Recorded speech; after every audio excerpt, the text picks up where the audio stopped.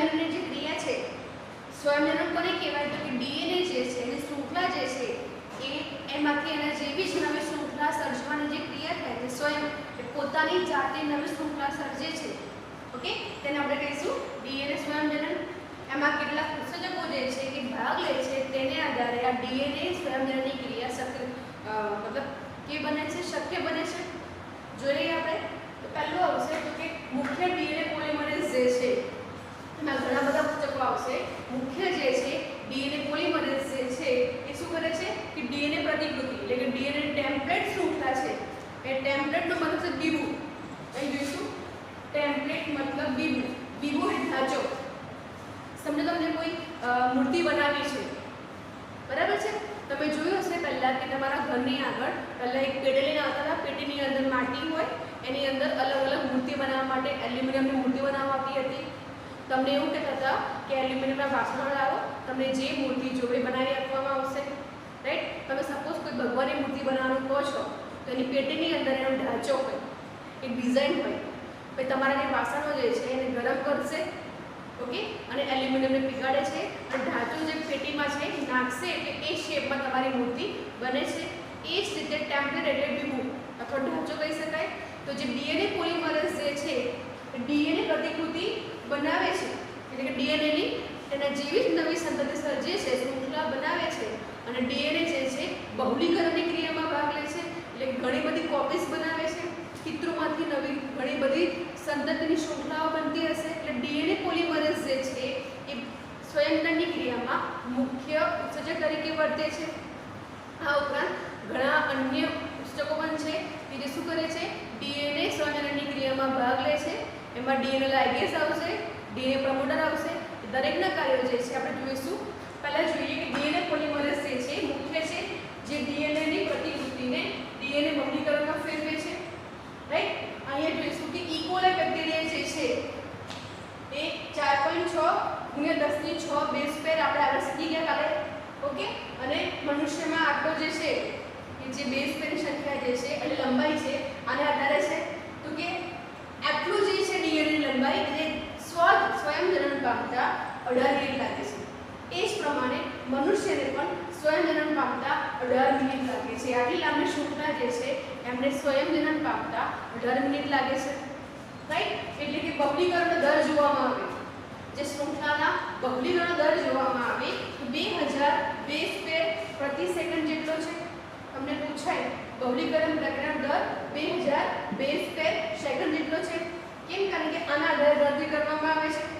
4.6 × 10⁶ divide by 8 આપણે સેકન્ડમાં ફેરવાનું છે, એટલે મિનિટને 12 સેકન્ડમાં ફેરવીશું એટલે 18 × 60 વડે ગુણીશું, એટલે કે અહીંયા જો આનો દર ગણવો હોય તો 4.6 × 10⁶ છેદમાં આવશે 18 × 60, ઓકે. જે ઉડતું હોય ઉડાવવાનું છે એટલે આપણે 2000 બેઝ પેર પર સેકન્ડ મળશે. આ થઈ ગયું કે એક પિતૃ શૃંખલામાંથી એની ઘણી બધી કોપીઝ બનાવવા માટેનો દર છે, રાઈટ.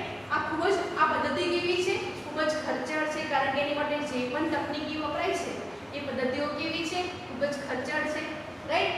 સ્વયંજનનની ક્રિયામાં ડીએનએ પોલિમરેઝ ઉપરાંત ઘણા બધા અન્ય ઉત્સેચકો પણ ભાગ લે છે. આપણે વાત કરીએ ડીએનએ પ્રમોટર છે, ડીએનએ લાઇગેઝ છે. આ જે પણ ઉત્સેચકો જે છે એ શું કરે છે, ડીએનએ સ્વયંજનનની ક્રિયામાં શું કરે છે, ભાગ લે છે. જોઈ લઈએ કે ડીએનએ શૃંખલા પ્રમાણે બેવડી હોય છે, ઓકે. આખી શૃંખલા જે છે એક સાથે ખુલતી નથી. જે આ શૃંખલા બે છે એકબીજા જે અમણાઈને ગોઠવાયેલી છે બંને લાંબી શૃંખલા એક સાથે ખોલી શકાતી નથી, પરંતુ કંઈક થોડો ભાગ ખુલે છે, બરાબર છે. થોડો ભાગ નાનો ટુકડો જે છે, નાનો ભાગ જે છે એ ખુલે છે. આ ભાગ જે બને છે એને આપણે કહીશું ચીપિયા શેપ છે, રાઈટ. એટલે આપણે કહીશું સ્વયંજનન ચીપિયો. કે પહેલા તો આ બંને આ જે છે ત્યાં સ્વયંજનન પ્રક્રિયા શરૂઆત થશે, ધીમે ધીમે એ પ્રક્રિયા ઉપર તરફ ખસતી જશે અને સમગ્ર જે છે શૃંખલા આખી લંબી શૃંખલા એમાં સ્વયંજનન જોવા મળશે. ટૂંકમાં જે નાનો ભાગ જે છે કે જ્યાં આગળ સ્વયંજનનની ક્રિયા સ્ટાર્ટ થાય છે, જેનો આકાર જે છે ચીપિયા શેપનો છે, તેથી આપણે એને સ્વયંજનન ચીપિયું તરીકે ઓળખાવીશું, રાઈટ. હવે વાત કરીએ કે પહેલો જે ઉત્સેચક જે છે ડીએનએ પોલિમરેઝ. આ આ શૃંખલા છે મેં આ આકૃતિ દર્શાવી છે, આટલો ભાગ જે છે એ અહીંયા દર્શાવેલો છે, બરાબર છે। આ જે સમજો કે આ ઉપરનો વિસ્તાર જે છે અહીંયા છે અને આ જે ખુલ્લો ભાગ છે મેં અહીંયા દર્શાવેલો છે। તો હંમેશા ડીએનએ પોલિમરેઝ જે છે એ એક જ દિશામાં કાર્ય કરે છે। કઈ દિશામાં? 5' to 3' એટલે કે અહીંથી અહીં તરફ કાર્ય કરે છે, રાઈટ। ફરી યાદ રાખજો કે ડીએનએ પોલિમરેઝ જે છે માત્ર એક જ દિશામાં કાર્ય કરે છે। ઇટ મીન્સ 5' to 3' કાર્ય કરે છે, 5' to 3' કાર્ય કરે છે। તેથી જે પણ નવું બનશે એટલે એ 3' છે, નવી શૃંખલા જે બનશે 5' બનશે, એટલે એ 5' to 3' જે કાર્ય કરે છે પરિણામે જે પણ શૃંખલા બને છે એની વિરુદ્ધ દિશામાં એટલે 3' છે ત્યાંથી શરૂઆત થશે અને નવી શૃંખલા બનશે 5' to 3'। ખ્યાલ આવ્યો? ડીએનએ પોલિમરેઝ જે છે માત્ર એક જ દિશામાં કાર્ય કરે છે। દિશા કઈ છે એની? 5' to 3'। પરિણામે જે આટલો ભાગ જે છે એની પર નવી શૃંખલા રચાશે, બરાબર છે। આ નવી શૃંખલા રચાય છે અહીંયા 3 છે તો ઓપોઝિટ 5' રચાશે અને સામે એટલે કે જે દર જે છે 5' to 3' પ્રમાણે નવી શૃંખલા રચાશે। આ શૃંખલા જે છે એ સતત છે એટલે કે સડિંગ શૃંખલા છે, રાઈટ। સામના છેડે વાત કરવામાં આવે તો કે અહીંયા જે શૃંખલા બને છે એ કેવી છે? ટુકડાઓમાં જોવા મળે છે, રાઈટ। આ ટુકડાઓ જે છે એને આપણે કહીશું ઓકાઝાકી ટુકડાઓ, એને કહેવાશે ઓકાઝાકી ટુકડાઓ।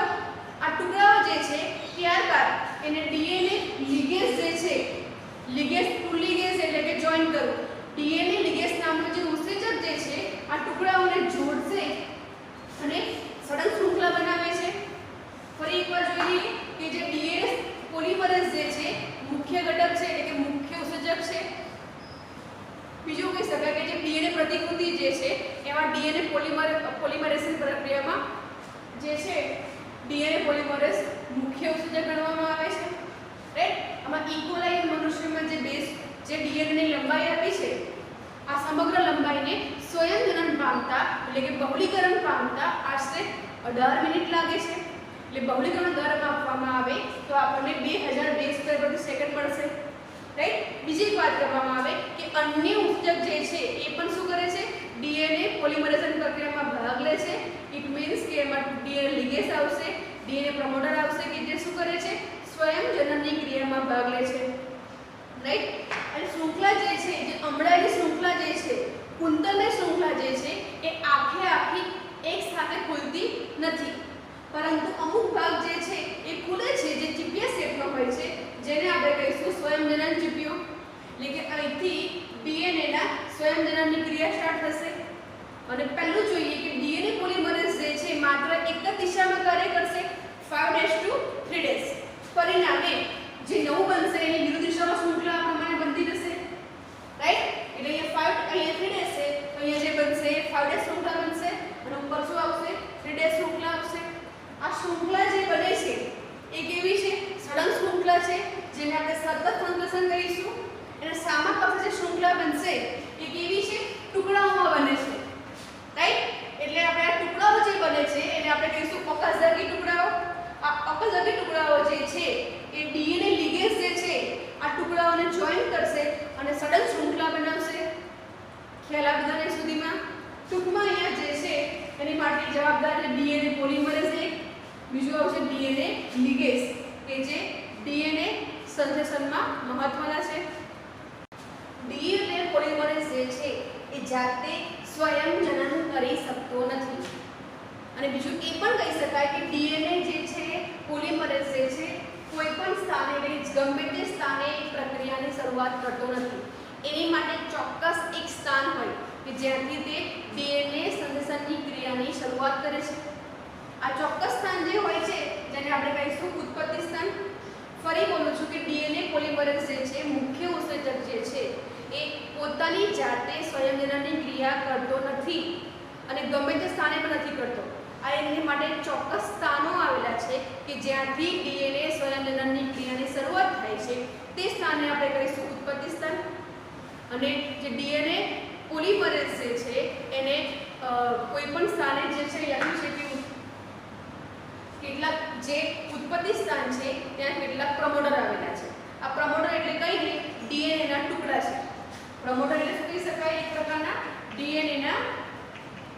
ટુકડા છે ઓકે ये टुकड़ा जैसे શું કરે છે જે સ્થાનેથી સ્વયંજનનની ક્રિયા કરાવવાની છે તે સ્થાને ડીએનએ પ્રમોટર આવેલા છે તેઓ શું કરે છે તો કે ડીએનએ પોલિમરેઝ સાથે જોડાય છે અને ડીએનએ રેપ્લિકેશન એટલે કે ડીએનએ સ્વયંજનનની ક્રિયાની શરૂઆત કરાવે છે મેં લખ્યું છે કે ચોક્કસ સ્થાને સ્વયંજનનની ક્રિયાની શરૂઆત કરાવે છે ટૂંકમાં અહીંયા આખી પ્રક્રિયા જોઈ આપણે એની અંદર તમને 3 પ્રકારના જોયા પહેલું શું હતું ડીએનએ પોલિમરેઝ કે માત્ર એક જ દિશામાં કાર્ય કરશે 5 days to 3 days રાઈટ એટલે કે અહીંથી આ દિશામાં કાર્ય કરે છે તેને અનુરૂપ જે શૃંખલા બનશે એ 5 to 3 days તરીકે ઓળખાશે એટલે કે અહીંયાથી વિરુદ્ધ દિશામાં નવી શૃંખલાનું સર્જન થશે આ શૃંખલા જે છે એ કેવી છે સળંગ શૃંખલા છે જ્યારે સામે પક્ષ શૃંખલા જે છે એ ટુકડાઓમાં ગોઠવાયેલી હોય છે એટલે કે ટુકડાઓ જે છે એ ડીએનએ લિગેઝ દ્વારા જોડવામાં આવે છે આ ટુકડાઓને કહીશું આપણે ઓકાઝાકી ટુકડાઓ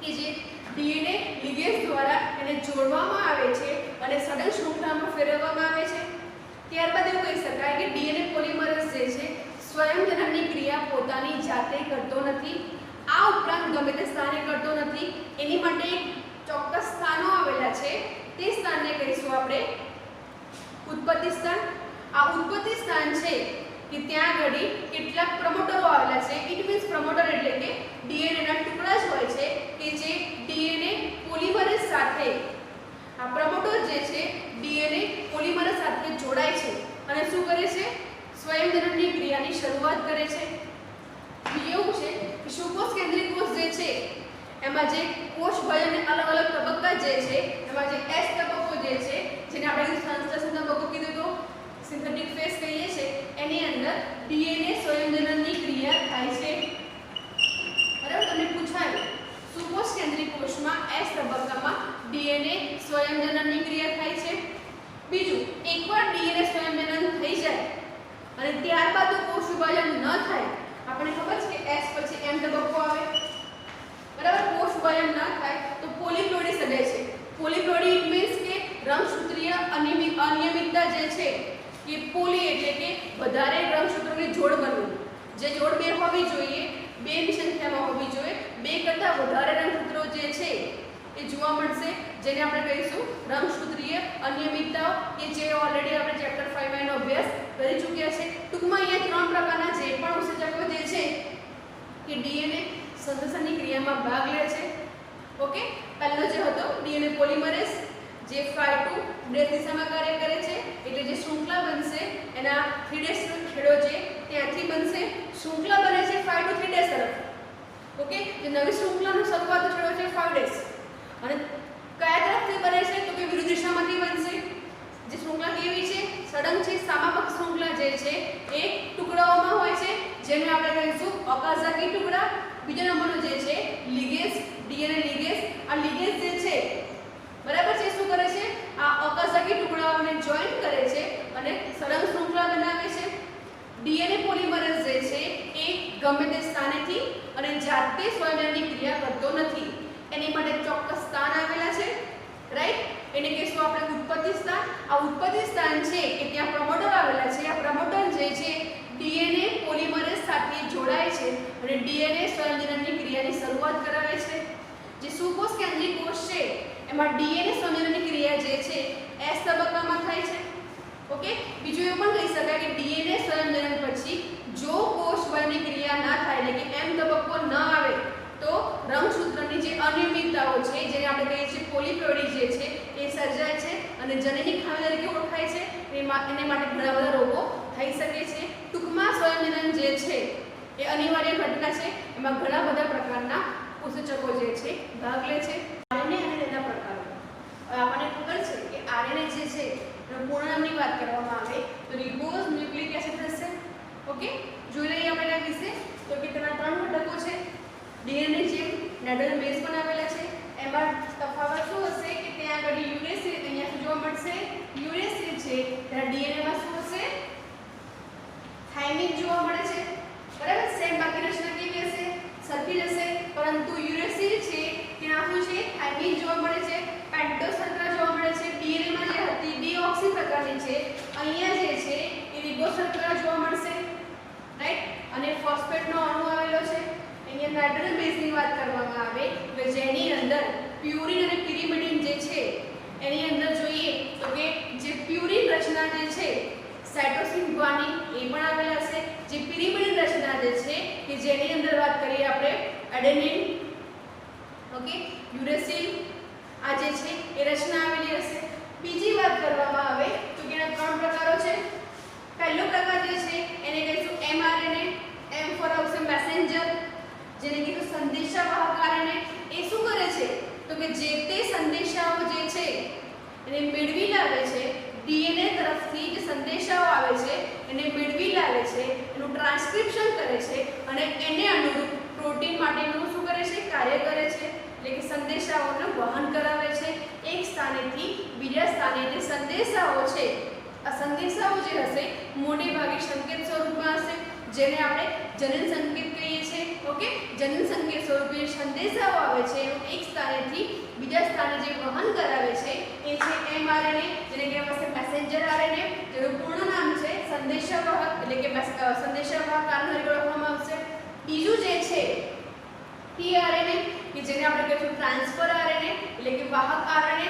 જે સંદેશાઓ આવે છે રાઈટ એમને શું કરે છે, એનું વહન કરાવે છે. અનુરૂપ સંદેશાઓ આવે છે અને ચોક્કસ સ્થાને જે સંદેશાઓ mRNA લઈને આવે છે તે સંદેશાઓને tRNA જે છે પોતાની લૂપની અંદર જોડીને સંદેશાઓનું વહન કરાવે છે રાઈટ. ત્રીજો પ્રકાર જે છે rRNA, જેને આપણે કહીશું રિબોઝોમલ RNA, કે જે સંદેશાઓ ટ્રાન્સફર થઈને આવે છે mRNA દ્વારા DNA પર સંદેશા લઈને આવે છે અને એ વહન થઈને એને અનુરૂપ જે પ્રોટીનનું સર્જન થવાનું છે એમાં જે રિબોઝોમલ RNA છે કે જેની અંદર રિબોઝોમ્સ આવેલા છે જે પ્રોટીનનું સર્જન કરશે. આમ RNA જે છે ત્રણ ઘટક ધરાવે છે અને ત્રણ પ્રકાર જોવા મળશે. બીજી વાત કરીએ તો કે જે RNA જે છે પ્રથમ નિર્મિત જનીન દ્રવ્ય છે, એટલે કે શું છે, પોતાની જાતે એનું જનન થાય છે, એટલે કે નિર્માણ પામે છે, એટલે આપણે શું કહીશું, પ્રથમ નિર્મિત જનીન દ્રવ્ય છે રાઈટ. એટલે આ વિશિષ્ટ કાર્યોની વાત કરવામાં આવે તમને પૂછાય RNA ની આવશ્યક ક્રિયાઓ વર્ણવો. મોસ્ટ આઈએમપી છે તો એમાં લખવાનું છે ચયાપચય, ભાષાંતરની ક્રિયા. ચયાપચય એટલે પ્રોટીનના અણુ નિર્માણ કરે છે એવા અન્ય ઘટકો જે છે કે એના અલગ અલગ ઘટકો મારફતે એનું સંદેશાઓનું વહન થશે અને એને અનુરૂપ જે તે જરૂરી દ્રવ્યોનું નિર્માણ થશે. ભાષાંતર એટલે શું હશે, જે પણ સંકેતો આવે છે આપણે વાત કરી કે જર્મનીમાં જઈએ છે આપણને ખાલી હિન્દી આવડે છે, ત્યારે RNA જે છે એને બધી ભાષા આવડે છે અને જે પણ સંદેશાઓ છે એનું ટ્રાન્સલેશન કરે છે અને એને અનુરૂપ પ્રોટીનનું નિર્માણ કરે છે રાઈટ. થર્ડ આવશે જોડાણકર્તા છે. ઘણી બધી ક્રિયાઓમાં શું કરશે, જે તે અણુઓને જોડવાની ક્રિયા કરશે. ઉત્પ્રેરક છે, જોઈએ એના વિશે શું છે. પછી અનુકૂલક અણુ છે, એના વિશે માહિતી લઈશું. ટૂંકમાં અહીંયા આવશ્યક ક્રિયાઓની વાત કરવામાં આવે તો ચયાપચય, ભાષાંતરણ, જોડાણકર્તા, ઉત્પ્રેરક અને અનુકૂલક અણુ તરીકે વર્તે છે. પહેલું જોઈ લઈએ RNA ઉત્પ્રેરક અણુ તરીકે. તેમાં આવશે કે ઉત્પ્રેરક અણુ તરીકે જે RNA જે છે એ અસ્થાયી છે, એટલે કે શું છે, એ સ્થિર નથી એનું સ્ટ્રક્ચર, પરંતુ જે ઉત્પ્રેરણની પ્રક્રિયામાં ભાગ લે છે કે જે શું કરે છે DNA દ્વારા, પરંતુ એનામાં જે રૂપાંતરણ થાય છે અને DNA બને છે. આ ઉત્પ્રેરક અણુ જે છે અસ્થાયી રચના છે, પરંતુ તેના રાસાયણિક રૂપાંતરણથી જે DNA બને છે તે કેવો છે, સ્થાયી છે. એટલે કે જે RNA જે છે એની અંદર રાસાયણિક રૂપાંતરણ દ્વારા DNA ના અણુનું નિર્માણ થાય છે. આ DNA જે બને છે સ્થાયી છે, પરંતુ આ RNA કેવું છે, અસ્થાયી છે. એટલે કે ઉત્પ્રેરણને કોઈ પણ પ્રક્રિયાને ઉત્પ્રેરિત કરવું, એટલે કે એને શું કરવું, પ્રક્રિયા માટે તૈયાર કરવું રાઈટ. અહીં લખ્યું છે કે ઉત્પ્રેરક એટલે કે જે તે પ્રક્રિયાને શરૂઆત કરવા માટેની શરૂઆત માટે એને પ્રેરવું, એટલે કે શું, ઉત્પ્રેરક અણુ તરીકે કે જે અસ્થાયી રચના છે, પરંતુ તેના રાસાયણિક ફેરફારથી, એટલે કે RNA ના રાસાયણિક ફેરફારથી જે DNA બને છે તે કેવું છે, સ્થાયી રચના છે.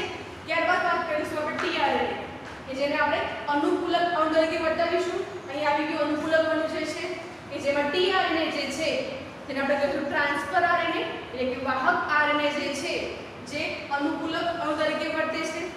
જોઈ લઈએ પહેલા તો કે જનીન સંકેતને વાંચવા અને એમિનો એસિડ સાથે જોડવા એ ચોક્કસ ક્રિયાવિધિ છે.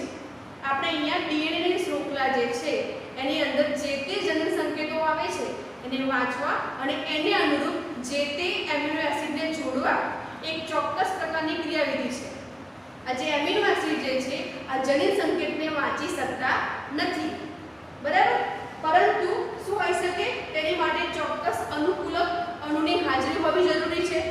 તે શું કરે છે, જનીન સંકેતને ઓળખે છે અને તેને અનુરૂપ બીજી બાજુ ચોક્કસ એમિનો એસિડને જોડે છે. અહીંયા એવું કહેવા માંગે છે કે જનીન સંકેતો જે આવે છે જેને અનુરૂપ જે તે એમિનો એસિડ, સમજો કે શૃંખલા છે ડીએનએ ની, રાઈટ છે. આ 5 ડેશ છે અને અહીંયા 3 ડેશ છે.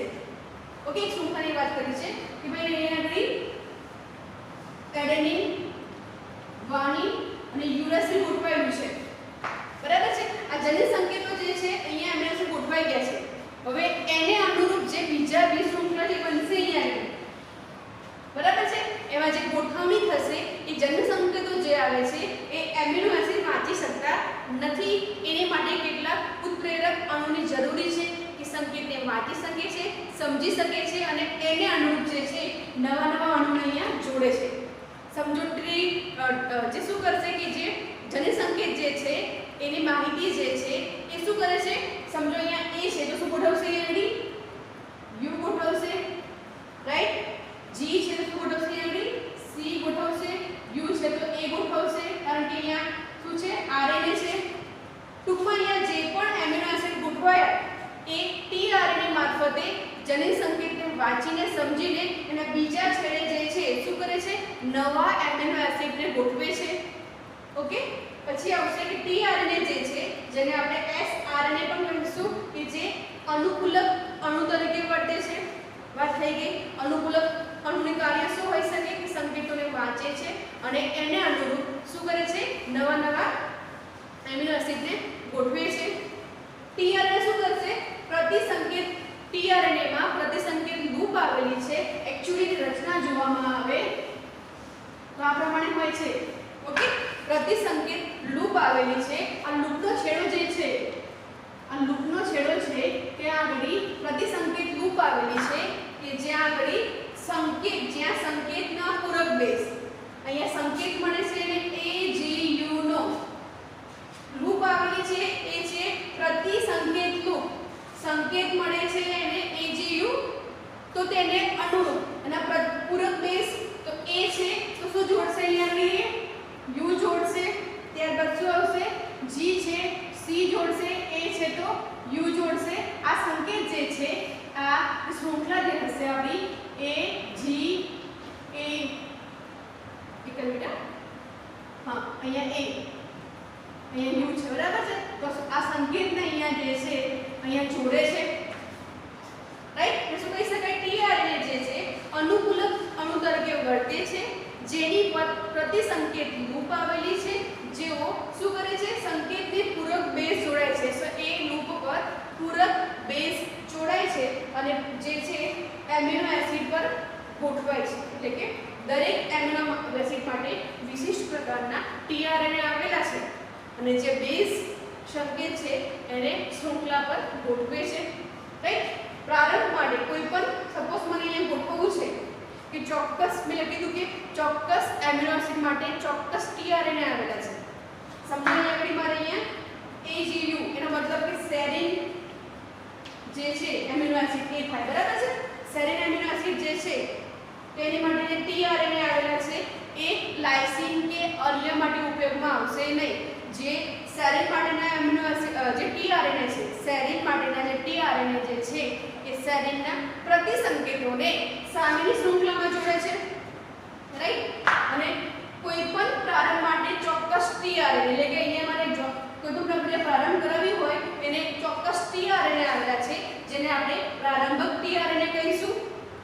ઓકે, પરંતુ અંત માટે કોઈ પણ પ્રકારના ટીઆરએનએ આવેલા હોતા નથી. ટૂંકમાં જે પ્રક્રિયાની ચોક્કસ શરૂઆત કરાવે છે તેને આપણે ટીઆરએનએ કહીશું, એટલે કે પ્રારંભક ટીઆરએનએ કહીશું અને અંત માટે કોઈ પણ પ્રકારના ટીઆરએનએ હોતા નથી. ફરી જોઈ લઈશું કે આરએનએ જે છે જેને આપણે રિબો ન્યુક્લિક એસિડ કહીશું, 3 ઘટકો ધરાવે છે. નાઇટ્રોજન બેઝ કે જેની અંદર ડીએનએ જેવી જ રચના છે, પરંતુ જ્યાં થાઇમિન છે એના સ્થાને શું આવેલું હશે, યુરેસિલ આવેલું હશે. પછી જે શર્કરા જે છે, પેન્ટોઝ શર્કરા છે એમાં રિબોઝ પ્રકારની શર્કરા આવેલી હશે, રાઈટ. અને ફોસ્ફેટનો અણુ આવેલો છે જોવા મળશે કયા કયા હોઈ શકે mRNA, tRNA અને rRNA. mRNA જે છે એનું નામ છે મેસેન્જર આરએનએ, જેને આપણે સંદેશાવાહક આરએનએ કહીશું, રાઈટ. tRNA જે છે એને આપણે કહીશું ટ્રાન્સફર આરએનએ એટલે કે વાહક આરએનએ જે છે એ કહીશું. rRNA જે છે જેને આપણે કહીશું રિબોઝોમલ આરએનએ કે જેને આપણે શું કહીશું rRNA ને ઓળખાવીશું. આ ત્રણેયના કાર્ય વિશે માહિતી લીધી આપણે. અને જે આરએનએ જે છે એ પ્રથમ નિર્મિત જનિત દ્રવ્ય છે. એના આવશ્યક ક્રિયાઓ જે છે જેવી કે ચયાપચય, ભાષાંતરણ, જોડાણકર્તા, ઉત્પ્રેરક અને અનુકૂલન અણુ તરીકે વર્તે છે. ઉત્પ્રેરક તરીકે કહી શકાય કે જે તે ક્રિયાને ઉત્પ્રેરણા આપશે, એ કાર્ય કરવા માટે એને સક્રિય બનાવશે, રાઈટ. અહીંયા જે છે તો કે જે ઉત્પ્રેરક અણુ તરીકે વાત કરવામાં આવે તો પોતે અસ્થાયી છે એટલે પોતાની રચના બદલાયા કરે છે, પરંતુ એની રાસાયણિક ફેરફાર દ્વારા જે ડીએનએ નો અણુ બને છે એ કેવી રચના છે સ્થાયી રચના છે. ત્યારબાદ આપણે કરીશું અનુકૂલક અણુ તરીકે કે જેમાં tRNA જે છે જે શું કરે છે અનુકૂલક અણુ તરીકે વર્તે છે.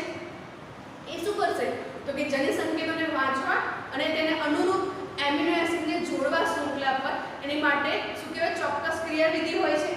આ જે એમિનો એસિડ જે હોય છે તે આ સંકેતોને વાંચી શકતા નથી. તેની માટે ચોક્કસ પ્રકારના અનુકૂલક અણુની જરૂરી હોય છે જે શું કરે છે સંકેતોને સમજીને તેને અનુરૂપ એમિનો એસિડને જોડે છે. આ tRNA જે છે બીજું આપણે એને sRNA કહીશું કે જે અનુકૂલક અણુ તરીકે વર્તે છે કે જેમાં લૂપ આવેલી છે. આ લૂપ જે છે જેની અંદર શું આવ્યું છે પ્રતિસંકેત લૂપ કહીશું આપણે કે જે લૂપ આવેલી છે પ્રતિસંકેત લૂપ આવેલી છે કે જેની ઉપર પૂરક બેઝ જોડાય છે એટલે જે બેઝ છે એનો પૂરક જે છે એ જોડાશે અને એમિનો એસિડ માટે કોઈ પણ પ્રકારના પર્ટિક્યુલર એમિનો એસિડ માટે જે 20 પ્રકારના એમિનો એસિડ જે છે દરેકે માટે અલગ અલગ પ્રકારના tRNA આવેલા હશે, રાઈટ. અને ચોક્કસ સ્થાને એના આધારે પૂરક બેઝને જોડીને શૃંખલા પર જોડે છે, રાઈટ. ત્યારબાદ આવશે કે પ્રારંભ માટે ચોક્કસ tRNA હોય છે એને પ્રારંભક tRNA કહીશું, પરંતુ અંત માટે કોઈ વિશિષ્ટ પ્રકારના tRNA હોતા નથી. ટૂંકમાં અહીંયા જે છે આરએનએ જે છે એની આવશ્યક ક્રિયાઓ છે તમને પૂછાઈ શકે છે. પૂછાય કે આરએનએ ઉત્પ્રેરક તરીકે દર્શાવો અથવા તો tRNA અનુકૂલક અણુ તરીકે દર્શાવો. તમારે આના વિશે લખવાનું રહેશે.